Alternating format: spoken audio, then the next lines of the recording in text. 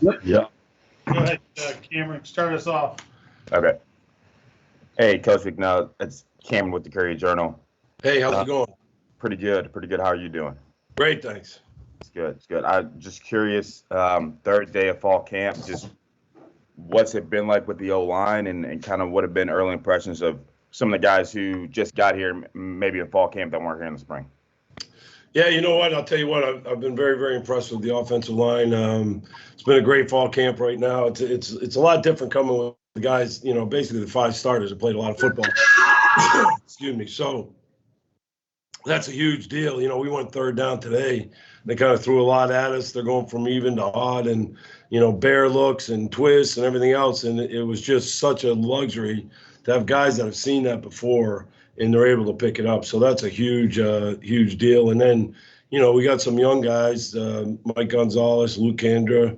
There's some young guys that are going to be there playing a lot of football to help us. So, I really feel great about the O line. I think it's going to be, something that we're going to be a strength for the team. I hope. But what I'm trying to press them right now is take it to the next level. Let's not just be average. Let's be great. So, but it's been good so far. We got to keep doing it. Hey, Coach Bicknell, Michael McCammon, Cardinal Authority. You mentioned the offensive line being a strength, and part of that is the depth. What's your rotation philosophy when you've got so many guys that can contribute like that? Yeah, we're gonna play eight guys. I was trying to remember the other guy. I was trying to think it was Brian Hudson. We got him too. So those eight guys to me, and we're determining that right now. And that's what I told those guys. I said, look, I don't care if you played 40 games. If somebody comes in, he's better than him, better than you. He's playing. We got to win. Simple as that. But what I'd really love to have is eight guys that feel like they're ready to go. That's what we had at Ole Miss one year, and it was great. A guy like Trevor Reed, I mean, he's kind of struggles in the heat at times. Well, we're playing, and he gets a couple series off. That could really help him. So that's kind of what we're going to determine in the next 3 weeks, basically, is who's going to get what reps. But the way I'm looking at it right now, we got eight guys I feel great about putting in the game, and now we're just trying to determine, how many each will play. But if one guy just totally takes over a position, he'll play the whole game, and we'll rotate, a guy somewhere else. So, but it's a great luxury to have. I'm excited about it. And what it does is it gives competition to everybody else. So everybody kind of knows, all right, if I don't bring it every day, then the next guy's going to be in there. That is the ultimate when you're trying to build a great offensive line. Hey, Coach, Matt McGavick with Sports Illustrated. Obviously, in your time as a coach, you've had a few stops in the collegiate game. I know it's only a few days through fall camp, but where do you think this Louisville offensive line unit ranks among all of the previous offensive lines you have coached? I'll tell you what, they're right up there. They really are. I mean, I love them personally. I think we have great young men on this team. They're really into it. They're really trying. I have a tendency to be a little crazy. They must think I'm nuts at this point, to be honest with you, but that's fine, and because I'm going to push them to be the best they can be. And I really, I was also in the NFL for 7 years, and you think, I was trying to tell them today, like, what separates them from the NFL players? Because I mean, you got the few freaks like Laramie Tunsil, some of those guys. I mean, those guys are unbelievable. But a lot of the other guys, it's just the toughness and the precision of the technique that separates them, So I feel like this could be one of the best offensive lines I've ever coached in college if we can get that done, if we can play with precise technique and strain on every play and finish on every play, we could be right up there with the best. Now, we're not there yet, of course, and that remains to be seen whether we do that or not. But I think we're well on our way, and I'm excited about it. Hey, Coach Bicknell, Cameron again. You mentioned something really early when your first comment. You said you want this group to take it to the next level. What's that next level you think for them? Yeah, that's kind of sort of similar to what I just said. Like, I had this deal, first song, second song. Matt Luke, there's a guy that sang Amazing Grace. The first song was pretty good. Everybody's like, hey, it's pretty good.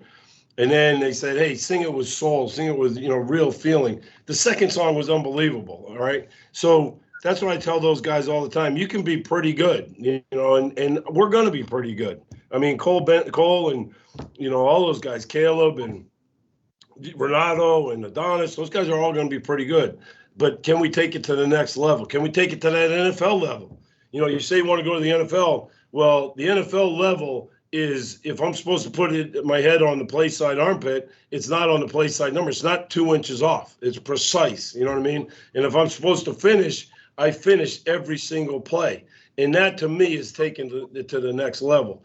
And that's how you win these close games, by, just you're talking about inches off. And anybody can do this thing pretty good, but do you want to be an NFL player?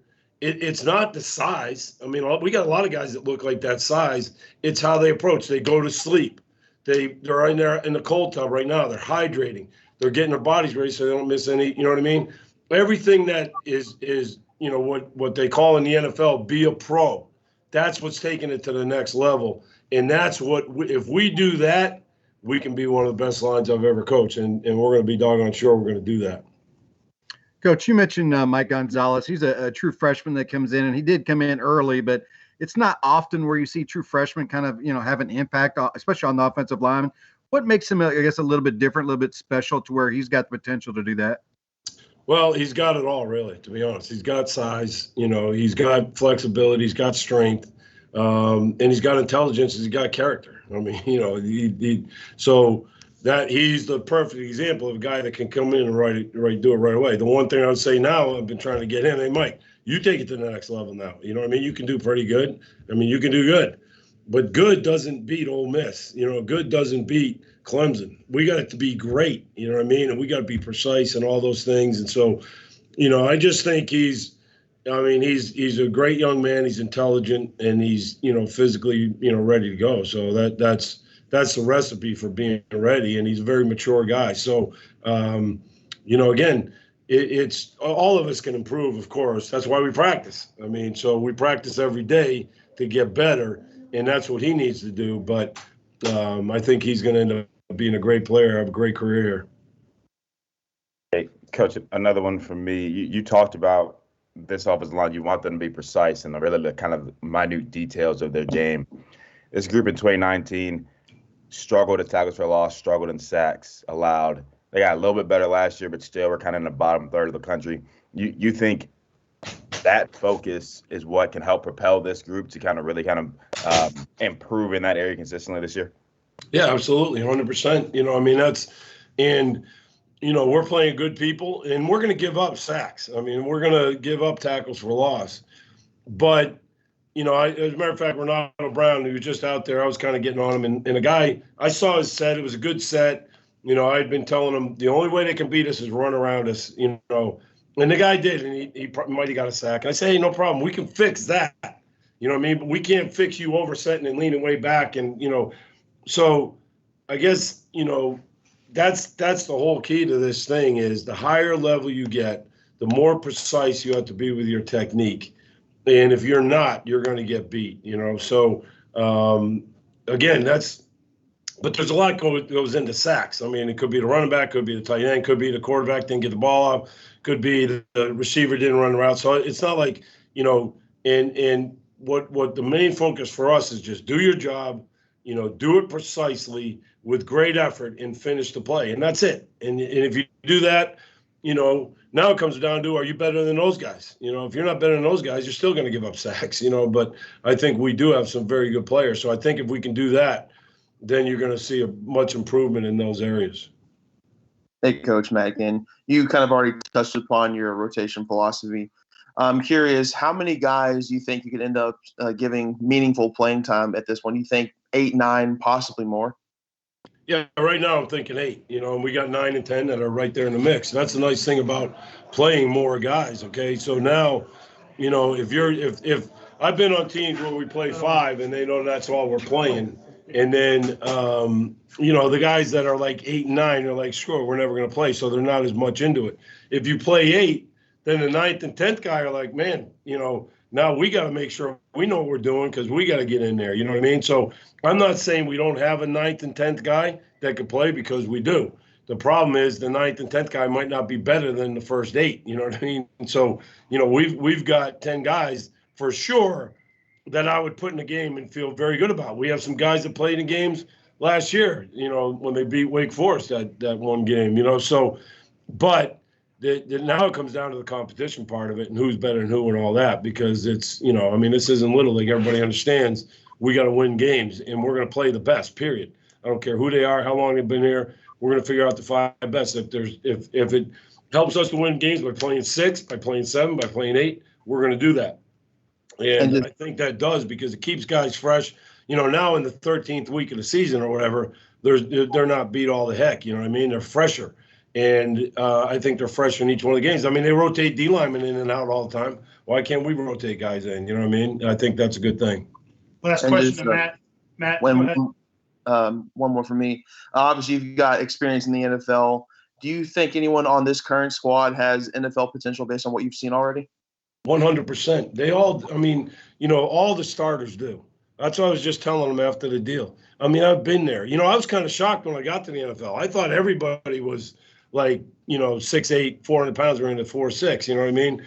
I mean, but they're not. I mean, they're all like, the guy sitting behind me right now, Caleb, you know what I mean? Cole, Renato, Adonis, all those guys, Trevor Reed, those guys, I mean, what's the difference? That's why I was talking to Cole on the way in there. I'm like, what's the difference between you and the other centers I've had in the NFL?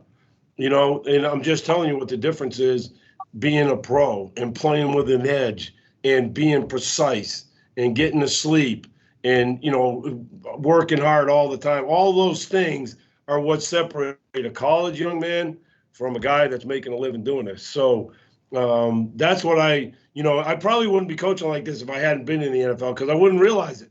Now, again, Laramie Tunsil's and some of those guys, Trent Williams, I mean, those guys are unbelievable. Maybe there's not a bunch of them, but all the other guys on the team, they're all trying to hold on to their butts, trying to make a job, and they're very similar to the guys we have. So that's what I'm trying to push them. I'm trying to coach them like they are going to be coached in the NFL. A lot of times they get upset because they're coached this way, and then they get in the NFL and they're like, oh, I better do this now because. So I told those guys, damn, I'm going to coach you like you're already in the NFL, because, that's going to get you there, and that's going to keep me here, and everybody's going to be happy. So that's why I'm doing it. All right, guys. Thank you. Thanks, Coach. Remember, Jack.